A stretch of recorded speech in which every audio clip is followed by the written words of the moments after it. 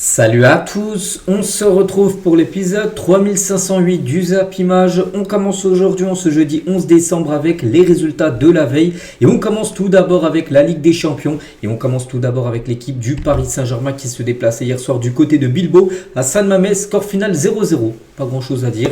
Le Paris Saint-Germain a eu quelques occasions, ils n'ont pas réussi à la mettre au fond. Le PSG a touché la barre transversale avec Bradley Barcola qui aurait pu faire beaucoup mieux. Il aurait fait une passe, il y avait Kvaratskhelia qui était juste à côté, il aurait fait but. Bon bref, ça c'est fini à 0-0 lors de cette rencontre. Et la une du journal équipe aujourd'hui, donc réduit au silence cette équipe tout simplement du Paris Saint-Germain qui n'a pas réussi à marquer le moindre but. Et en Ligue des Champions, le PSG n'avait plus concédé un 0-0 depuis le 21 octobre 2015, il y a plus de 10 ans. 10 ans et 2 mois à peu près. C'était face au Real Madrid. Pareil en 2015, il y a eu 0-0. C'était le dernier 0-0 en gros du PSG en Champions League. Donc hier soir, c'est le deuxième 0-0 du PSG en Ligue des Champions sous l'ère QSI. Bon après, ça reste quand même un bon résultat à l'extérieur. Paris aurait pu gagner le match, aurait pu aussi le perdre parce qu'il y a eu des séquences où bien sûr Bilbao a pas mal poussé. Après, Paris a quand même gagné une place au classement. Donc voilà, c'est un bon point pris on va dire à l'extérieur. Concernant l'homme du match, les gars, c'est Unai Simon pour montrer que si c'est le gardien adverse, voilà, c'est qu'il a réalisé un gros match. Il a réalisé 4 gros arrêts. Hier, sinon Paris aurait certainement bien sûr gagné le match avec les gardiens ont été bons. Unai Simon bien sûr est l'homme du match. Et concernant Safonov qui a gaulé son deuxième match de la saison, et regardez ce qu'il a pu mettre sur son compte Instagram, clean sheet, donc de nouveau un match en prendre de but. Il n'a pas eu grand chose à faire, mais sur une ou deux occasions, on va dire entre guillemets, de l'équipe de Bilbao, il a été très attentif, comme sur ce coup franc en corner, je ne sais plus c'était quoi, qui part en lucarne, c'était quasiment un coup de pied arrêté rentrant, et il a réussi à la détourner. Donc parfait pour Safonov, 2 matchs de clean sheet. Donc on verra qui sera le gardien lors du prochain match bien sûr. Donc le prochain match pour le PSG c'est dès samedi face au FC Metz. Si Chevalier revient, on verra s'il sera titulaire. On continue avec Vitinha. Après le match nul contre Bilbao en Ligue des Champions, on a dit satisfait. Non, on veut toujours bien sûr gagner pour le PSG. Mais quand tu ne marques pas dans un match comme ça devient difficile. On a eu beaucoup d'occasions qu'on a malheureusement ratées, surtout des frappes hors cadre. Ça arrive, mais ça fait la différence. Ils étaient très bien préparés avec l'aide de l'ambiance. San Mamés, qui est une atmosphère spéciale. Il y a toujours du travail, oui, mais si on marque, on ne vit pas ça à la fin. Donc 0-0, il faut continuer. Voilà ce qu'il a pu dire tout simplement Vitinha. Et en parlant de Bradley Barcola qui a eu quand même une grosse situation, peut-être la plus grosse occasion du match où il est face à face avec le gardien, il a voulu tirer alors qu'il aurait fait une passe juste à côté avec Kvaratskhelia, c'était but, c'était sûr et certain. Bon, il a tiré, il n'a pas marqué, il reste quand même sur 13 matchs d'affilée et surtout 10 mois en Ligue des Champions sans marquer. Voilà, pour Bradley Barcola qui a beaucoup de mal à convertir, on va dire, ces nombreuses occasions par match. Et pour finir, avec cette rencontre, on va pas non plus parler pendant un quart d'heure, parce que c'est pas passé non plus grand chose. Donc le bus du PSG a été caillassé dans le centre-ville de Bilbao la nuit dernière. Donc les joueurs rentreront à Paris ce jeudi à 10h40, atterrissage prévu à 11h55 là tout à l'heure. Voilà, concernant bien sûr ce qui s'est passé du côté de ce match Bilbao-Paris. Concernant les jeunes, il y avait la Youth League, il y a eu un partout. Bon, il y a eu également match nul, mais voilà, un partout. Donc Pérez et Enzo qui ont été les deux buteurs de cette rencontre et c'est officiel, les 3 clubs français, donc le PSG, Monaco et l'OM, se qualifient pour la suite de cette Youth League parce que la Youth League, il n'y a pas 8 matchs, comme les seniors A, il y a 6 matchs. Donc là, c'était ça y est, 6e et dernière journée des phases de poule. Et du coup, il fallait terminer au moins dans le top 22. Et du coup, le PSG finit 13e, Monaco 18e et l'OM finit 22e. Dernière place qualificative pour se qualifier pour la suite de la Ligue des Champions. Donc félicitations bien sûr aux 3. Donc ils pourraient être rejoints par Nantes. Donc Nantes, j'ai pu voir le résultat hier, ils ont perdu. Parce qu'ils jouaient les barrages pour accéder directement aux phases finales, on va dire, de cette Ligue des Champions. Ils ont été éliminés. Donc du coup, il reste seulement le PSG, Monaco et l'OM. Leur souhaite bonne chance dans cette Youth League. On continue, on revient nous sur les équipes premières. Et on va parler de ce Real Madrid-Manchester City. Bon, j'ai pas vu le match, plutôt regardé Paris. Mais j'ai vu le résumé. Et on peut voir le score final 2-1 pour Manchester City. Pourtant, le Real Madrid menait 1-0 dans le match grâce à Rodrigo. Ça va lui faire beaucoup de bien ce but. Donc, ça faisait plus de 30 matchs qu'il n'avait pas marqué. On va en parler juste après de Rodrigo. Mais après, en l'espace de c'est 8 minutes. Ils ont totalement renversé le match, cette équipe de City. Donc Aurélie, buteur à la 35e et Erling Haaland sur penalty à la 43e, juste avant la mi-temps. Il n'y a plus de but en deuxième mi-temps. Et du coup, victoire de Manchester City 2-1. 2-1 face au Real Madrid. Donc voilà, comme j'ai dit, en l'espace d'un quart d'heure, les 3 buts ont été marqués. Puis du coup surtout, nous, ce qu'on retient, c'est la défaite du Real Madrid. Donc tout d'abord, l'homme du match concernant cette rencontre, c'est le jeune Nico Aurélie, qui a commencé titulaire cette rencontre. C'est lui qui a été élu homme du match. Il a inscrit son tout premier but en Ligue des Champions, en plus dans le stade mythique, bien sûr, du Bernabeu. Donc félicitations à lui. Donc Aurélie, buteur, et un but bien évidemment d'Erling Haaland sur penalty. Son 51e but en Ligue des Champions en 50 matchs. Les statistiques sont monstrueuses bien sûr pour Erling Haaland. Son premier but du côté du Santiago Bernabéu, où il est déjà venu jouer quelques fois, 3 ou 4 fois avec ses équipes bien sûr. Là-bas il a jamais réussi à marquer. Premier but pour lui du côté du stade du Real Madrid. Et Erling Haaland est directement impliqué dans 39 buts cette saison, toute compétition confondue depuis août. 39 fois été décisif, soit un but soit une passe D. Bon, 24 matchs, c'est 34 buts et 5 passes D, ce qui fait 39 fois décisif. On prend en compte bien sûr la City avec la Norvège. Donc les stats sont monstrueuses bien sûr pour l'attaquant norvégien. Pep Guardiola, tu as eu une pensée pour le Paris Saint-Germain après la victoire de City contre le Real Madrid. En conférence de presse, il a dit donc ce niveau ne sera pas suffisant face au PSG. Et si on veut atteindre le dernier carré de la Ligue des Champions, il sait que son équipe s'est imposée, mais il sait son équipe devra élever son niveau de jeu si elle veut aller très loin. Par exemple, atteindre les demi-finales, qui est l'objectif bien sûr de City cette saison. Par exemple, face au Paris Saint-Germain, il dit que ça ne passerait pas ce genre de match qu'a pu produire hier l'équipe de Manchester City. Et toujours avec Pep Guardiola, il a parlé du bourreau de City, parce que souvent il marque contre City, c'est Rodrigo. Je suis allé lui dire à quel point il est bon. Ce garçon est d'un autre niveau. Donc voilà, Rodrigo en plus a pu jouer titulaire. Pourquoi? Parce que Mbappé, on a parlé hier, il était très incertain. On a pu voir, oui, Mbappé était bien sur la feuille de match, mais il n'a pas joué. Kylian Mbappé, il est resté tout le match sur le banc parce qu'il a reçu un gros coup lors du match contre le Celta dimanche dernier. Et du coup, c'est Rodrigo qu'on a profité pour jouer à la place de Kylian Mbappé. Et Rodrigo était buteur. Donc Rodrigo met fin à une série de 32 matchs sans marquer. Son dernier but, les gars, datait du 4 mars 2025. On parle du mois de mars de cette année, oui, mais pour un attaquant, ne plus marquer depuis 32 matchs d'affilée, c'était une catastrophe. Bon, il a marqué contre son équipe favorite parce que c'est bien Manchester City, le club contre qui il a plus marqué. Rodrigo adore affronter City. En tout dans sa carrière, il a joué 10 fois contre Manchester City. 5 buts, 2 passes D contre Manchester City, comme une redoutable équipe. 7 fois, il a été décisif. Regardez. Donc City a marqué 5 buts. Et Séville, une équipe qu'il affronte souvent en Espagne, 4 buts. Mais c'est bien City, le club où il a le plus marqué tout simplement. Rodrigo. Et de nouveau, ça s'est confirmé hier avec un but inscrit par le joueur brésilien. Il a noté que Rodrigo, il y a seulement ces joueurs-là qui ont marqué plus que Rodrigo avec le Real Madrid en Ligue des Champions. Il y a seulement Vini, Raúl, Benzema et Cristiano Ronaldo. Sinon, il est actuellement 5e meilleur buteur de l'histoire du Real Madrid en Ligue des Champions, le joueur Rodrigo. Et Rodrigo, à la fin du match en zone mixte, nous sommes à 100% avec notre entraîneur. Nous soutenons pleinement Xabi Alonso parce que oui, maintenant on va ouvrir la page Xabi Alonso parce qu'on en a beaucoup parlé ces derniers jours que si Xabi Alonso perdait avec le Real Madrid, c'était fini. On va faire le point de ce qui s'est dit maintenant, de ce qui se dit autour de l'entraîneur. Donc tout d'abord, Rodrigo, par rapport à l'accolade qu'il a pu avoir avec Xabi Alonso après son but, c'est une période difficile pour les joueurs et pour tout le monde. Et je voulais montrer que nous soutenons notre entraîneur. Donc c'est pour ça qu'il est parti faire une accolade avec bien sûr Xabi Alonso. Et c'est que Xabi Alonso, c'est encore une défaite. Ils ont perdu contre le Celta il y a quelques jours. Ils perdent hier soir. Donc Xabi Alonso devient le coach le plus rapide à compter 2 défaites en Ligue des Champions avec le Real Madrid depuis Santiago Solari. Donc à l'époque, Santiago Solari, il avait été viré. Pour Xabi Alonso, pour l'instant, il n'est pas encore viré. Il devait peut-être, d'après les médias espagnols, il devait se faire virer s'il y avait des fêtes. Bon, pour l'instant, c'est pas le cas. Et on apprend que le Real plutôt a pris une décision concernant Xabi Alonso. Donc, il ne sera pas limogé par le Real Madrid cette semaine. Donc, il est maintenu en place malgré la défaite hier soir. Il entraînera l'équipe lors du prochain match de championnat. Ça sera à Alaves. Donc là, ça sera dimanche à Alaves, Real Madrid. Il sera encore entraîneur du Real Madrid. En gros, le Real veut le tester pour la Super Coupe d'Espagne. Donc Xabi Alonso devrait rester l'entraîneur du Real Madrid à minima jusqu'à janvier. Début janvier où il y a cette Super Coupe d'Espagne. Donc la Super Coupe d'Espagne est considérée comme un gros test pour le technicien espagnol par la direction madrilène. Par exemple, sur cette année, il avait joué en janvier 2025. Ils avaient perdu en finale, on se souvient, contre le Barça. Je crois que ça a été une défaite 5-2. Donc de nouveau les gars, donc là ils sont en demi-finale contre l'Atlético. Le Barça ils joueront contre Bilbao. Et les deux équipes s'affronteront. Les demi-finales s'affronteront en finale. On peut voir de nouveau un classico. Donc il sera testé en gros sur cette Super Coupe d'Espagne en gros. Xabi Alonso. Donc il reste encore en place. Le Real Madrid a pris une décision, ils maintiennent tout simplement Xabi Alonso malgré les 2 dernières défaites là, en plus les 2 à domicile parce que oui, regardez, Les deux là, c'était à domicile. Tous ces matchs-là ont été à l'extérieur, où tu as perdu une fois, mais tu as accroché quand même quelques points. Que là, les deux matchs où tu rejoues à domicile, 2 fois tu perds. Donc voilà, déplacement comme je dis à Alaves. Attention, c'est vrai que là, si tu perds à Alaves dimanche, même si on dit voilà, qu'il pourrait rester jusqu'à la Super Coupe d'Espagne, là, s'il enchaîne une 3e défaite d'affilée.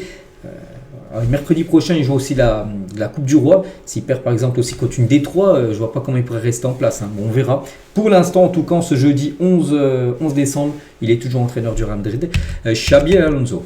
Et ça, que cette équipe du Real Madrid se regarde bien. Donc, le Classico, donc contre le Barça, joué il y a à peu près 2 mois, est le seul gros match, entre guillemets, remporté par le Real Madrid cette saison. Parce que sinon, les autres gros matchs, que ça soit, je sais pas, face à l'Atlético, ça a été une grosse rencontre, face à Liverpool, face à City hier. À chaque fois qu'il y a eu un très gros adversaire en face, le Real Madrid s'est incliné. Voilà, la preuve, et seulement le Barça, en gros, qu'ils ont réussi à battre cette saison, l'équipe madrilène. Raúl Asensio tient en fin de match, nous ne méritions pas de perdre aujourd'hui. Voilà ce qu'il a pu dire pour lui, son équipe méritait au moins le nul, voire la victoire. Voilà, lors de cette rencontre. Et toujours avec Asensio, et pour revenir sur Xabi Alonso, nous irons avec Xabi Alonso jusqu'à la mort. Il n'est pas coupable, nous le sommes tous, bien sûr, parce que le football, c'est pas seulement un joueur ou le coach, c'est toute l'équipe. En gros, il dit que tout le monde est coupable de la situation actuelle du Real Madrid. Et Courtois aussi soutient Xabi Alonso après la défaite contre City. On est à 100% derrière le coach. On donne tout, on est à 100% derrière l'entraîneur. Mais c'est logique que ça parle. On est avec l'entraîneur, on l'a montré, en se battant jusqu'à la dernière minute hier. Donc le seul truc, c'est de gagner le match dimanche, puis en coupe, puis à la maison contre Séville, c'est vrai qu'il reste 3 matchs. Donc le match à Alaves, la coupe là, contre Talavera, une équipe de Détroit, et ensuite le match contre Séville, qui sera le dernier match de l'année pour le Real. Après, il y aura la trêve bien sûr de Noël. Et si on gagne les 3 prochains matchs, on reviendra plus fort en janvier. Mais depuis novembre, on n'a pas trop gagné. Ce n'est pas bien pour nous, on doit sortir de ça. Voilà ce qu'il a pu dire en gros Thibaut Courtois. Et c'est vrai que toujours avec Xabi Alonso, qui fait beaucoup parler sur l'émission El Chiringuito TV. Donc eux, bien sûr, ils aiment bien le buzz, tout ça. Et en Espagne, nous avons confiance en Xabi. Donc là, on peut voir Xabi, c'est dans sa voiture où il y a un rond. On peut voir que c'est lui en train de conduire. Et bien, il y a plein de supporters du Real Madrid qui l'attendaient. Il n'a pas reçu d'insultes ou tout, non. Voilà, des supporters madrilènes ont interpellé le coach du Real Madrid après la défaite. En gros, ils lui ont dit qu'ils avaient encore confiance en lui, les supporters, les gars, voilà, qui voulaient encore que ça soit lui, en gros, l'entraîneur de l'équipe madrilène. Concernant Mbappé hier, donc il est resté tout le match sur le banc. Comme j'ai dit, il était incertain, tout ça. Donc oui, il était bien sur la feuille de match, mais il n'a pas joué, Kylian Mbappé. Voilà, donc on verra s'il sera dispo ou non pour le match contre Alaves dimanche soir. On peut parler aussi de Rudiger, les gars, parce que le niveau de Rudiger, c'est quand même très très limite. C'est un joueur qui n'a plus du tout le niveau, je trouve, pour jouer au Real Madrid. Bon, hier, il fait beaucoup de fautes. Regardez, une faute juste devant la surface, heureusement, parce que là, il faisait une faute 5 cm, c'était un peu plus loin dans le terrain, donc c'était penalty. Donc il a aussi causé un penalty, bien sûr, sur une faute d'Erling Haaland.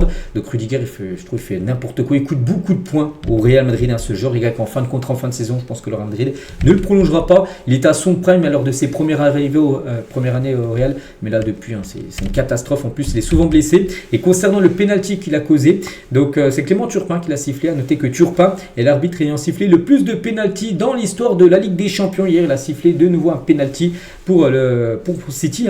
Donc l'arbitre français a sifflé 31 penalty en Ligue des Champions. Il n'y a pas d'autre arbitre, que ce soit français ou peu importe d'autre arbitre de nationalité étrangère, qui a sifflé plus de penalty que Clément Turpin. Hier, c'était son 31e penalty sifflé pour l'arbitre français. Voilà ce qu'il y a à dire sur cette victoire de City. Et voilà, avec cette défaite surtout du Real et surtout, pour l'instant, Xabi Alonso reste en place du côté du banc de touche du Real. On continue avec les autres résultats, bien sûr, de la soirée. Et on va parler des leaders Arsenal qui jouent à Bruges. Mais pas que Bruges, avait accroché par exemple le Barça 3 partout il y a à peu près un mois. Et bien là, ils ont eu beaucoup de mal face à Arsenal, qui est une redoutable équipe cette saison. Et 3-0 pour les Gunners, un Madueke doublé. Et un but de Martinelli. Soirée parfaite bien sûr pour Arsenal, donc Noni Madueke, auteur d'un doublé, est élu bien sûr homme du match. Félicitations à lui.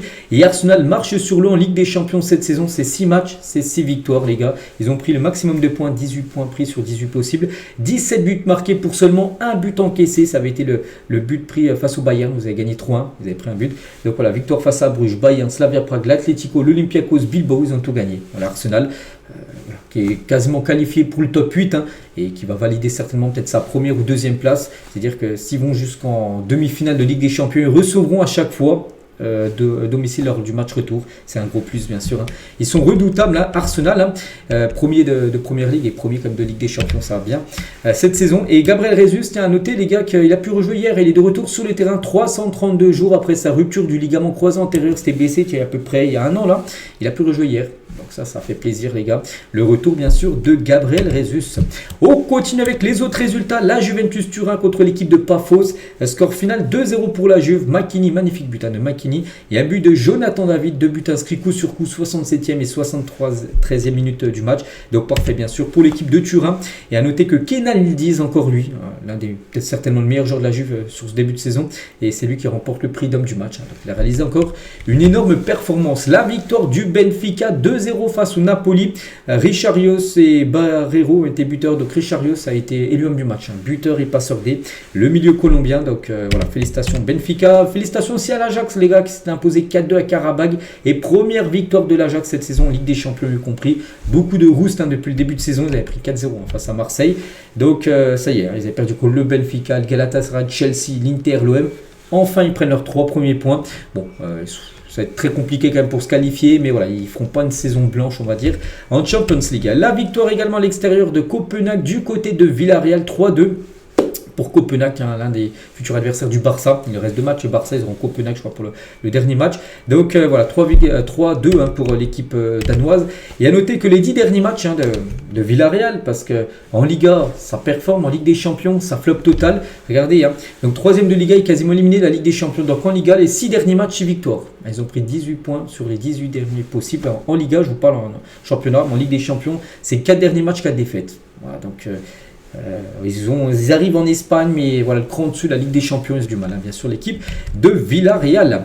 Dortmund, les gars, accroché de partout face à Bodo Glimt. Hier, on peut voir les buteurs. Brandt a été auteur d'un doublé, hein, côté BVB, mais ça n'a pas suffi. À noter que Marco Reus, qui est ancien joueur, bien sûr, de Dortmund, était présent dans le COP des supporters de Dortmund. On peut voir incognito dans le COP du BVB hier, hein, pour soutenir, bien sûr, ses anciens coéquipiers.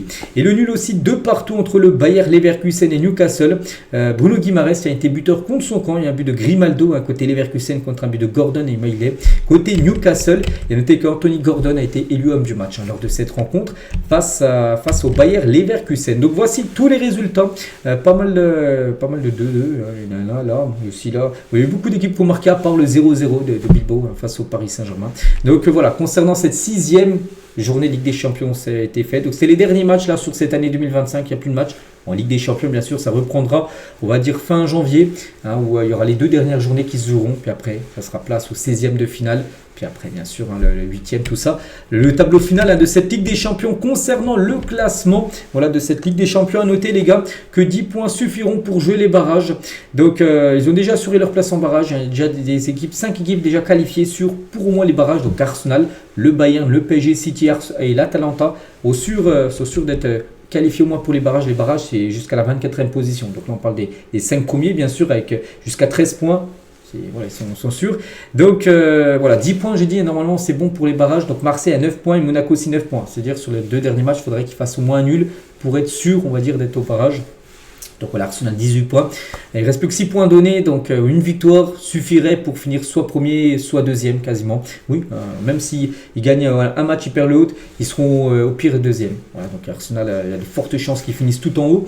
Donc le PSG 3e, hein, ils ont gagné une place, c'était 4e avant cette journée de Ligue des Champions. Ils grappillent une place. Donc City 4e, le Real 7e, hein, ils descendent un peu, le Real Madrid. Liverpool 9e, hein, malgré qu'en Première Ligue c'est un peu compliqué, ben, toujours 9e. Le FC Barcelone 15e, après il y a Marseille 16e. Jusqu'à Copenhague qui est actuellement le dernier qualifié barragiste. Donc le Benfica actuellement 25e 6 points serait pour l'instant éliminé. Comme je dis, il reste plus que 2 journées, donc tout peut encore bouger bien sûr dans cette fin de Champions League. Voilà ce qu'il y a à dire sur les matchs d'hier. On revient rapidement sur quelques rencontres lors des matchs d'avant-hier, donc mardi. Et tiens, on revient sur le match de Marseille contre l'Union Saint-Gilloise où il y a eu 3-2 pour Marseille, mais ils ont eu chaud, hein, surtout avec 2 buts inscrits en fin de match de l'Union Saint-Gilloise qui ont été annulés pour des questions de millimètres d'hors-jeu. Et c'est vrai que la Belgique est dégoûtée par l'arbitrage du match entre l'Union Saint-Gilloise et Marseille. Donc un journal belge, hein. Donc, comme ce but du 3-3, annulé par 2 fois, d'abord pour un hors-jeu de McAllister d'1 centimètre, puis d'un autre d'une épaule en gros. Donc la VAR, hein. Technologie implacable et froide, a annulé ses espoirs de remontada. Parce que oui, il y avait hors-jeu, mais c'est vrai que regardez, hein, par exemple là, sur cette situation-là, ça joue rien, ça joue d'une épaule. Et du coup, c'est Et hors jeu après, on voit souvent des cas, hein, comme ça tous les week-ends, il y a 4-5 situations comme ça ne joue à rien, puis les buts sont annulés. Donc logiquement, bien sûr, les buts ont été annulés si les joueurs étaient hors jeu. Hein. Et Kevin McAllister, donc joueur d'Union Saint-Gilloise, il a dit qu'on aurait pu marquer à 2 reprises, mais le VAR a décidé autrement. Cela s'est joué pour 1 mm ou David Hubert. Hein. On s'est créé assez d'occasions pour prendre un point qui aurait été mérité, moi certainement. À quelques millimètres près, on l'aurait pris. Mon cœur d'amateur de football fait mal hein, quand je vois le hors-jeu siffler. Après c'est comme ça, c'est comme ça tous les week-ends on va dire. On va parler aussi d'un match les gars, c'était entre le Barça et Francfort. On avait parlé, le Barça s'est imposé 8-2-1. On a parlé hier, je dis que les supporters de Francfort ils avaient fait n'importe quoi, ils avaient cassé des sièges, ils avaient cassé des panneaux publicitaires, ils avaient cassé, balancé des projectiles sur les supporters du Barça qui sont là. Ils étaient là les supporters de Francfort, il n'y a pas de filet, hein. Donc tout ce qui balançait, les supporters de Barça le prenaient sur la tête. Et du coup l'UEFA va lourdement sanctionner l'Eintracht Francfort, une interdiction de déplacement de ses supporters ainsi qu'une grosse amende sont évoquées par rapport à tous les débordements qu'il y a pu avoir du côté du Camp Nou à l'heure du match avant-hier. Voilà ce qu'il y a à dire sur cette semaine de Ligue des Champions. On en reparlera demain. Je montrerai aussi peut-être l'équipe type de la semaine que je n'ai toujours pas vu là, qui sera divulguée hein, comme chaque vendredi quand c'est une semaine de Coupe d'Europe. Au programme aujourd'hui, il y a de l'Europa League.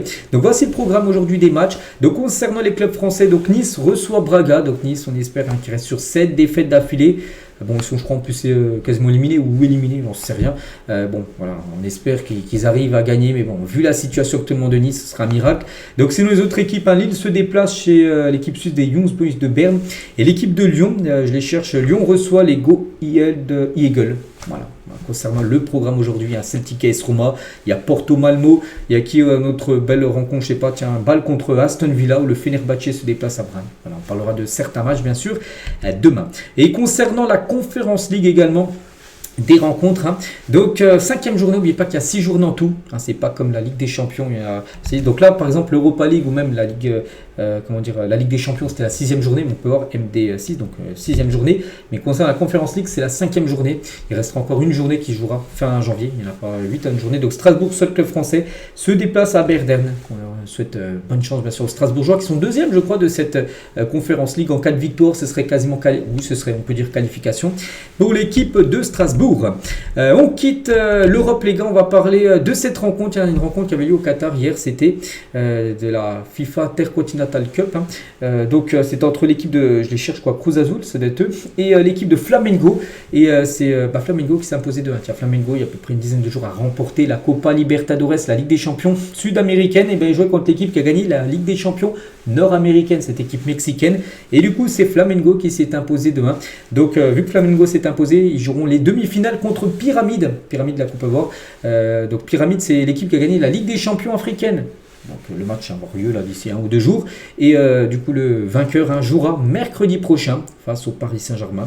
Le PSG directement en finale. Voilà. Et du coup, voilà, c'est entre seulement les vainqueurs des Ligues des Champions, bien sûr. Donc voilà, Flamengo, on pourrait peut-être voir un Flamengo PSG ou un Pyramide PSG en finale bien sûr mercredi prochain. Donc cette rencontre, la demi-finale et la finale se jouera au Qatar.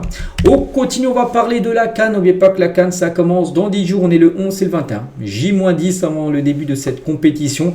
Et les dernières équipes, les dernières listes sont dévoilées. Par exemple la Zambie qui avait été dévoilée par tous les jours appelés bien sûr pour cette CAN qui commence, comme je dis, dans 10 jours. Ce sera un dimanche. Hein. La Tanzanie aussi vient d'être dévoilée par le sélectionneur. Hein. Et à noter, tiens, on va parler du Cameroun. Donc la liste a aussi été dévoilée il y a 3-4 jours. Hein. Il y a un joueur de D6 brésilienne. D6. Hein. C'est comme si en France, un joueur, par exemple, je ne sais pas, D6, c'est National 3 à peu près, est appelé, pour jouer une grande compétition. Donc un joueur de D6 brésilienne a été appelé avec le Cameroun pour la CAN. Donc il s'agit d'Arnaud Maël Kandem qui remplace Brice Ambina, du coup qui a dû annoncer forfait. Hein. Le milieu défensif de 25 ans évolue au Sinop Sport Club et a fréquenté les sélections de jeunes au Cameroun. Il devient l'un des premiers joueurs camerounais de l'histoire à être appelé en sélection en jouant dans un niveau aussi bas. Parce que D6, on parle après ce qu'il va jouer, j'en sais rien. Pas sûr du tout, voilà, il aura peut-être ce statut de remplaçant, mais il est appelé quand même pour la CAN. Donc on pense que lui, il a vraiment kiffé ce moment-là. Donc voilà, concernant bien sûr cette sélection camerounais avec un nouveau joueur appelé. On va parler de la RDC. À noter que les maillots de la République démocratique du Congo vont être vendus chez Decathlon. Donc la FECOFA a annoncé un partenariat avec Decathlon RDC pour la distribution officielle des maillots de la sélection. Donc le maillot officiel des Léopards sera mis en vente à Kinshasa et dans toutes les provinces très bientôt. Voilà, concernant ce maillot que vous pourrez retrouver chez Decathlon, le maillot bien sûr. De la RDC, tiens, en parlant de la RDC, on va parler du capitaine Chancel Mbamba. Sur les favoris pour la CAN, selon lui, il a dit la Côte d'Ivoire, le Maroc qui joue à la maison, l'Algérie et le Sénégal.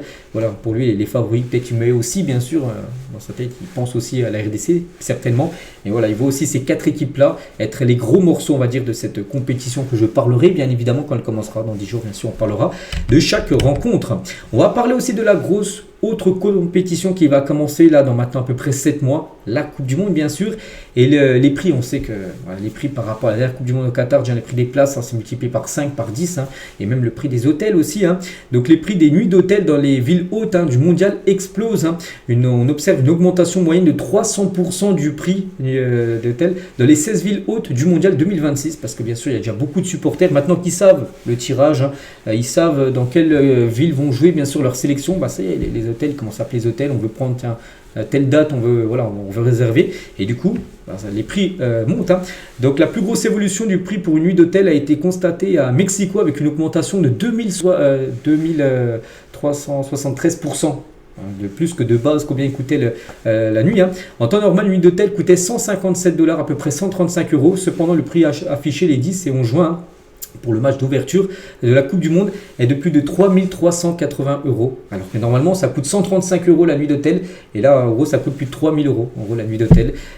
Voilà, Mexico pour le match d'ouverture. Voilà, donc voilà, pour vous dire bien sûr que voilà, tout le monde va bénéficier, enfin pas pour ceux qui vont aller suivre ça, mais par exemple les hôtels, les restos, tout ça, ils vont bénéficier bien sûr de nombreux touristes qui veulent ça va leur faire tourner, on va dire, leur boîte. Bref, toujours avec cette Coupe du Monde aussi, regardez les horaires des matchs de la phase de groupe de la Coupe du Monde l'été prochain. Donc le premier match le 11 juin, match d'ouverture, donc 21h, heure française. Donc là, c'est que les heures françaises, donc voilà, 21h, le 12 juin le lendemain. Donc là, ça y est, donc le premier jour, il y aura seulement un match, puis après, ça y est, c'est enchaîné. Donc le 12 juin, donc 4h du matin et 21h.